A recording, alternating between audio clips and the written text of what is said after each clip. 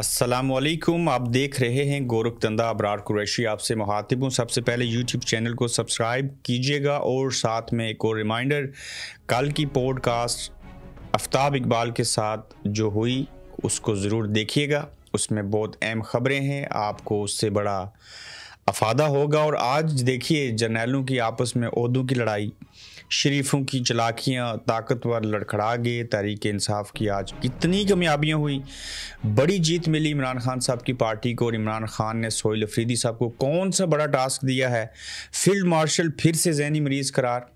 और इमरान खान ने 24 दिन कैसे जेल के अंदर गुजारे, शदीद गुस्से की हालत में क्यों थे, बड़ी मुफस्सल बात करेंगे इसके ऊपर। और आप देखिए कि जब कभी भी अल्लाह ताला की ज़ात मेहरबान हुआ करती है तो वो हालात पैदा करती है।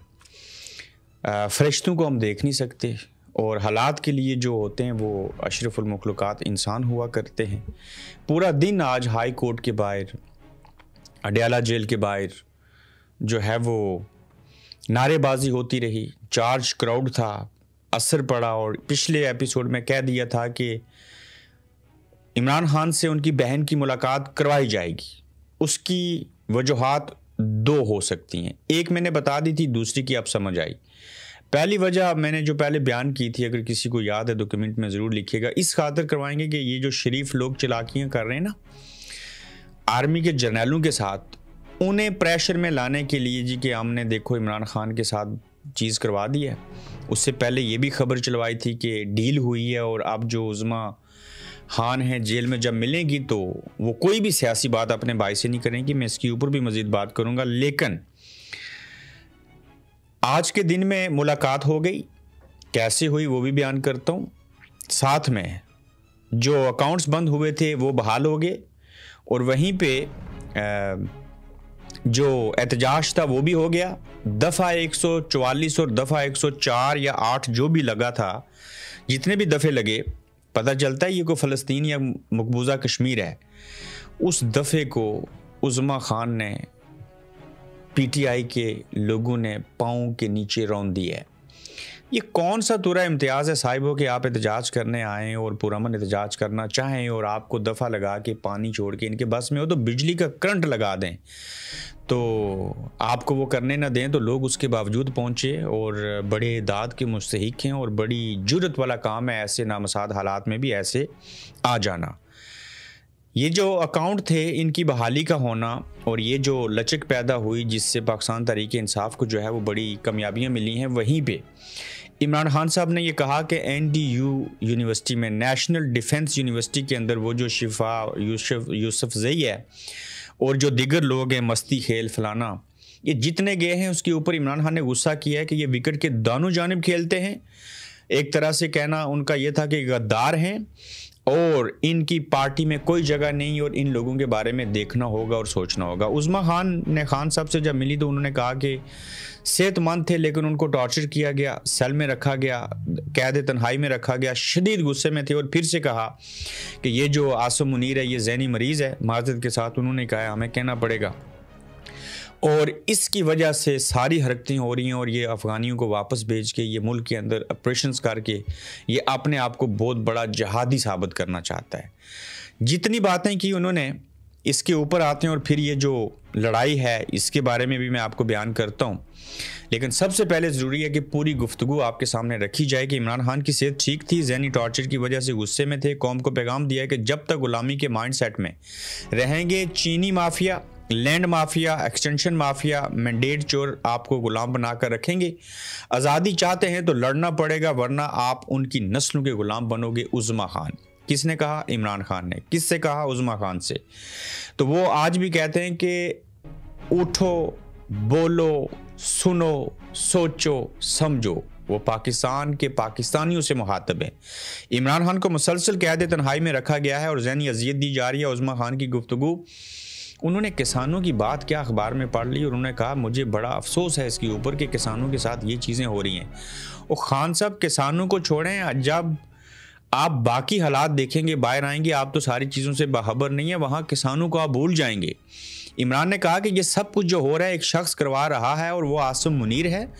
उज़्मा खान की इमरान खान से मुलाकात के बाद जो मुख्तसर गुफ्तगू थी اس میں انہوں نے کہا کہ NDU میں ISPR کے سیمینار میں جانے والے پارٹی لیڈروں پر شدید غصے کا اظہار کیا اور عمران خان کی جانب سے قومی اسمبلی میں شاہد بھٹو کو پارلیمانی لیڈر اور محمود خان اچکزئی کو اپوزیشن لیڈر نہ بنانے کے اوپر جہاں افسوس کا اظہار کیا، وہاں پہ یہ کہا کہ ان کو جلد از جلد بنایا جائے، اور جو بار کونسلز کے انتخابات ہو رہے ہیں پاکستان بار کونسل کے، اس میں حامد خان صاحب اور سلمان اکرم راجہ جس امیدوار کو جہاں جہاں جس جگہ پہ کھڑا کریں گے، تمام لوگ یکجا ہو کے اس کی سپورٹ کریں گے۔ وہاں عمران خان صاحب نے یہ باتیں بھی بیان کی عظمیٰ خان کے مطابق کہ انہیں آج بھی اپنی ذات کی اتنی فکر نہیں ہے، باہر کی جو چیزیں ہیں اس کے اوپر ان کی نظر ہے، اور سہیل افریدی کو عمران خان صاحب نے یہ پیغام دیا ہے کہ فرنٹ فٹ کے اوپر کھیلو۔ انہوں نے کہا میں اس کے اوپر بے حد خوش ہوں، سہیل افریدی کے اوپر جو کچھ انہوں نے کیا، اور سہیل افریدی کو فرنٹ فٹ کا کہنا اور ان کو یہ کہنا کہ دیکھیے ملک کے اندر آئین نہیں ہے، قانون نہیں ہے، انصاف ہے نہیں ہے، عدالتیں آزاد نہیں ہیں، ترامیم ہو چکی ہیں، استثناء مل چکی ہے، تو لہٰذا آپ فرنٹ فٹ کے اوپر آ کے کھیلو اور کوشش کرو کہ جو میں چاہتا تھا، جو میں نے کہا تھا ویسے ہو جائے۔ اب وہیں پہ خان صاحب نے جب یہ سنا کہ خان صاحب ہماری بہن، آپ کی بہن نورین خان کو پانی چھوڑا گیا، رات کی تاریکی میں لائٹیں بند کی گئیں، بالوں سے پکڑا گیا اور انہیں گھسیٹا گیا، اس کے اوپر عمران خان نے شدید غصے کا اظہار کیا اور انہوں نے کہا کہ یہ اگر یاسمین راشد صاحبہ کو، کینسر کی مریضہ کو جو جیت چکی ہے الیکشن بھی جیل سے بیٹھ کے، اس کے ساتھ یہ سارا کچھ کر سکتے ہیں تو میری بہن کے ساتھ نہیں کر سکتے۔ دیکھیں انہوں نے پھر بھی صرف بہن کی بات نہیں کی، یاسمین راشد صاحبہ کی بات کی۔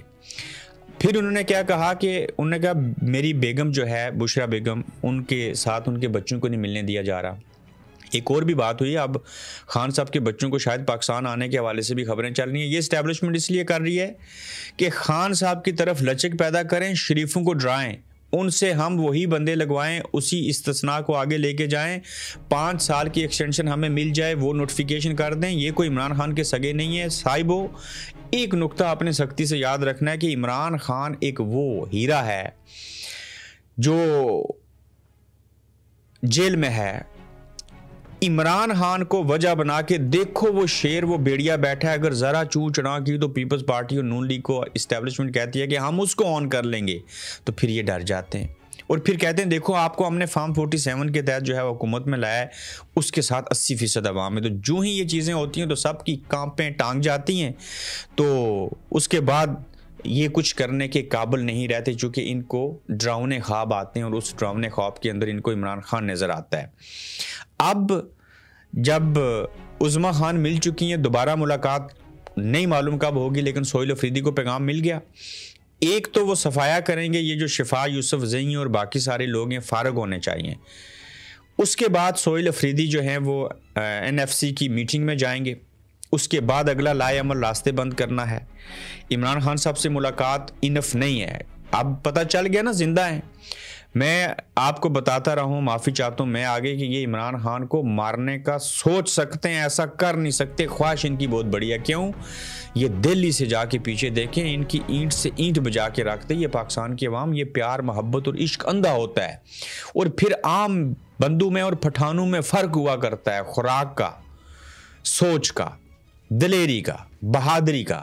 تو انہیں پتہ ہے یہ کون سی نسل سے تعلق رکھتے ہیں اور کون سی نسلوں کے لوگ پشتون، پختون، پٹھان عمران خان کو فالو کرتے ہیں، تو لہٰذا یہ کرنا آسان نہیں تھا۔ تو آج خان صاحب اذیت کا شکار تو ہوئے، قید تنہائی میں رکھا، لیکن مارنے والی خبریں چلوا کے آپ کا ٹمپریچر چیک کر رہے تھے۔ آپ لوگ آتے جائیں، احتجاج کرتے رہیں، MPs آئیں، MNAs آئیں، ساتھ میں 100 بندہ لے کے آئیں، جمعرات کو یہاں بیٹھیں، ہر منگل کو یہاں بیٹھیں، ان کو دن میں تارے نظر آئیں گے۔ تو یہ صرف ڈرتے ہیں، میں آج بڑے عرصے بعد نام لینے لگا ہوں، یہ اکثر کمرے سے بیٹھ کے فیلڈ میں گئے ہوئے اپنے لوگوں کو اسٹیبلشمنٹ کے لوگ کہتے ہیں ساجد ماجد واجد دیکھنا کہیں لوگ تو نہیں جمع ہو گئے۔ یہ نعوذ باللہ اللہ سے اتنے نہیں ڈرتے جتنے عوام پاکستان سے ڈرتے ہیں۔ تو ان کو کیوں نہیں ڈراتے آپ نے کو آنکھیں ٹیڑھی نہیں کرنی، آپ نے کو بندوق نہیں نکالنی، آپ نے بس گھروں سے باہر نکل کے احتجاج کرنا ہے۔ آپ بولیں گے یہ ڈرتے رہیں گے، ان کا خون سوکھتا رہے گا۔ ان کو پتہ ہے دنیا کی پہلی یہ ملٹری اسٹیبلشمنٹ ہے جو اپنے ہی عوام کی سوچوں، نیتوں اور ارادوں کے خلاف گئی، पहली बार दुनिया की तारीख में जब गई तो क्या हुआ, हाँ बांग्लादेश में भी ऐसे हुआ था, तो जब गए तो ना इज्जत नहीं, ना वकार रहा, ना कुछ और रहा। अब लाले पड़े हैं और एक दूसरे को ताने दे रहे हैं, तूने इतनी करप्शन की, तूने इतनी की। कब? जब IMF जैसा इदारा जिसने इनको भीख में पैसे दिए, डॉलर दिए मिलियंस, वही कह रहा है कि ये करप्ट है इनकी अदलिया और सारी चीज़ें। मैं यहाँ एक नुक्ता ऐड कर देता हूँ, मैं इसके ऊपर बात करना चाह रहा था लेकिन मेरा दिल नहीं मान रहा था। 16 साल जज का बेटा जो है, उसने 2 लड़कियों को जो मोटरसाइकिल के ऊपर जा रही थी उनको कुचल दिया। ये माजरत के साथ कुचलना तो इसको चाहिए था। इसका नाम है मोहम्मद अबू ज़र रैकी, मोहम्मद आसिफ इसके अब्बा का नाम है, और ये 16 साल की उम्र में 4800 सीसी प्राडो चला रहा था। 16 करोड़ की गाड़ी थी, 16 साल इसकी उम्र है। इसने 2 बच्चियों को कुचल दिया है। ये जेल जाएगा नहीं जाएगा, इसके ऊपर भी एहतजाज होना चाहिए, चूंकि इमरान खान सब तो जेल में जिंदा है ना, तो एहतजाज हो रहे हैं, तो इसके ऊपर भी करें। ये जज का बेटा जेल की सलाखों के पीछे जाना चाहिए। आप देखें, ये मैं हैरान हूं कि हजरत उमर को पूछते थे कि ये आपने इतने कपड़े से आपने कपड़े कैसे बना लिए, सलवा लिए। वो दरिया के किनारे कुत्ता भूखा मर जाएगा तो खलीफा और हाकिम वक्त को पूछा जाएगा, वो बातें छोटी रह गई। यहाँ पे जज का बेटा सरकारी गाड़ी 4800 सीसी चला रहा है। वो जज अगर ईमानदार हों, ये रिश्वत ना लेते हों, ये 2 नंबर काम ना करते हों, ये याश परस्त ना हो, तो कोई इतनी महंगी गाड़ी गवर्नमेंट की भी लेके अपने पास से पेट्रोल डाल सकता है? अगर आपके पैसों से पेट्रोल डाला गया था तो साहिबो ये बेटा क्यों गाड़ी चला रहा था? उसने जो बच्चियों को कुचला है, क्या जज हो के वो डरा देगा और इसके ऊपर FIR नहीं होगी, ये गिरफ्तार नहीं होगा? अगर होगा तो कहीं बाप के पास केस जाएगा बेटे का, तो वो उसको माफ़ तो नहीं करवा देगा या प्रेशर डाल के? तो ये तो नहीं कहा जाएगा कि मोटरसाइकिल की और बच्चियों की कीमत ले लो हमसे, क्योंकि पैसा तो है इनके पास लेकिन इसको सजा ना हो। तो ये मुल्क की हालत है। जज का बेटा गैर कानूनी गाड़ी बगैर लाइसेंस के 16 साल की उम्र में चला रहा था, तो बच्चियां तो चली गई ना दुनिया से, अब वो तो वापस नहीं आएंगी। अब देखिए कि शरीफ लोगों की, शरीफ फैमिली की चालाकियां किस नौयत की हैं कि वो नोटिफिकेशन नहीं कर रहे, जो कि बहुत अच्छा कर रहे हैं। जर्नैलों की लड़ाई है आपस में, 3-3 ओहदों के ऊपर जो है इन्होंने लगाना है उनको। तो मैंने बहुत अरसा पहले, 5 साल पहले फार्मूला दिया था और हर 6 महीने बाद देता हूं कि आर्मी चीफ, फील्ड मार्शल, इस्तेसना, DGC, DGISI, DGMI लगाने का इख्तियार खुदारा वज़ीर आज़म और सदर को नहीं दें, ये आप खुद से किया करें साहिबो। खुद से जब करेंगे तो कोई वज़ीर आज़म 5 साल पूरे करने से नहीं रहेगा, पूरे करेगा। आपको चादर और चारदीवारी का तकद्दुस पमाल होता हुआ दिखाई नहीं देगा। इनको बजट जितना चाहिए एक ही बार दे दिया करें, ना नहीं किया करें, फिर देखना कि आप अमन से रहोगी और फिर पता है लड़ाई कहाँ होगी। ये जिस दिन फैसला इन्होंने खुद करना होगा, ये बंदूकें एक दूसरे की तरफ निकाल लेंगे, माफ़ी चाहता हूँ, तब आपको पता चलेगा कि इनकी हालत क्या होती है। तो अब आप आपस में लड़े ना, क्यों? ये कोई बॉर्डर पे लड़ने वाले लोग नहीं है, वो आम फौजी लड़ा करते हैं, इन्हें ओहदे चाहिए। किधर हैं सैर शमशाद मिर्ज़ा, क्यों गए हैं कनाडा में? वो इस मुल्क ने आपको इज्जत दी है, इस मुल्क ने आपको 3 स्टार 4 स्टार बनाया है ना। Joint chief of army staff Pakistan army के रहे हैं ना। आप अरबों रुपए की जो आपको मिले हैं सर्विस के दौरान, जो आपको पेंशन मिली है और जो आइंदा मिलेंगे जब तक जिंदा हैं, इस मुल्क ने दिया है ना। कनाडा की मीठी जन्नत में जाके क्यों रहते हैं? इस मुल्क में सिर्फ आप कारोबार, नौकरी करने, पैसे कमाने आते हैं। क्या ये कोई फैक्ट्री है? ये रियासत है ना। तो ये अपना उल्लू सीधा करके कोई ऑस्ट्रेलिया, कनाडा, अमेरिका, बरतानिया आके बसते हैं। हम तो ठहरे हालात के मारे लोग यहाँ आगे थे, हमारी तो मजबूरी है। हमने तो आर्मी में या किसी ब्यूरोक्रेसी में सर्व नहीं किया हुआ। तो ये क्यों चले जाते हैं? सारे ही चले जाते हैं। कहाँ पे बाजवा? वो पिज़्ज़ा वाला बंदा किधर है? आसम बाजवा, जनरल बाजवा किधर हैं? अशफाक परवेज़ कियानी किधर हैं?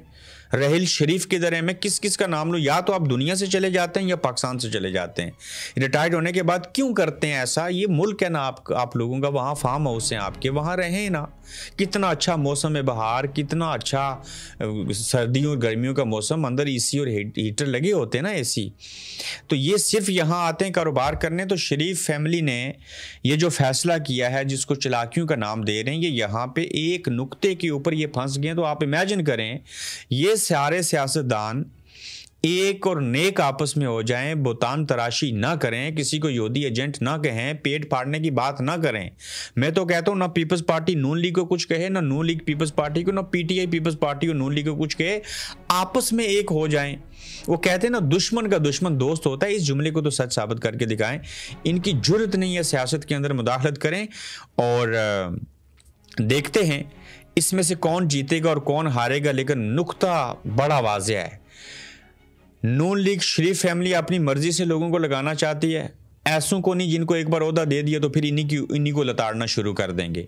فیلڈ مارشل اور کچھ اور لوگ جو ایکا بنا ہوا ہے نا ان کا, وہ چاہتے ہیں کہ ہم اپنی من پسند لوگوں کو لے کے آئیں اور ہم حکمرانی کریں. یہ ود ان دا اسٹیبلشمنٹ بھی ایک پالیٹکس ہوا کرتی ہے. تو دیکھنا یہ پڑے گا کہ کیا چیزیں ہوں گی. لیکن فیلڈ مارشل کو پھر سے عمران خان صاحب نے ذہنی مریض قرار دیا, اور 24 دن جو خان صاحب نے بغیر ملاقاتوں کے گزارے ہیں, وہ کہتے ہیں میں بہت پریشان رہا ہوں, مجھے بہت فکر تھی, میں اپنی بہنوں سے نہیں مل سکا, کسی پارٹی کے بندے سے نہیں مل سکا, بالکل اکیلا رہا ہوں. ہاں کوئی آتا رہا ہوگا کھانا دینے, اس بار تو کوئی بلی بھی نہیں آئی خان صاحب کے پاس. تو لہٰذا انہوں نے تو اذیت دیکھ لی. وہ بندہ آپ ہی کی خاطر اذیت دیکھ رہا ہے, اور یہ پہلا اور آخری چانس ہے کہ یا تو خان صاحب کو زندہ رہتے ہوئے آپ انقلاب لا کے دیں, یا وہ اپنی جان دے کے پھر انقلاب لے کے آئیں. اس کے علاوہ اور کوئی چارہ نہیں ہے.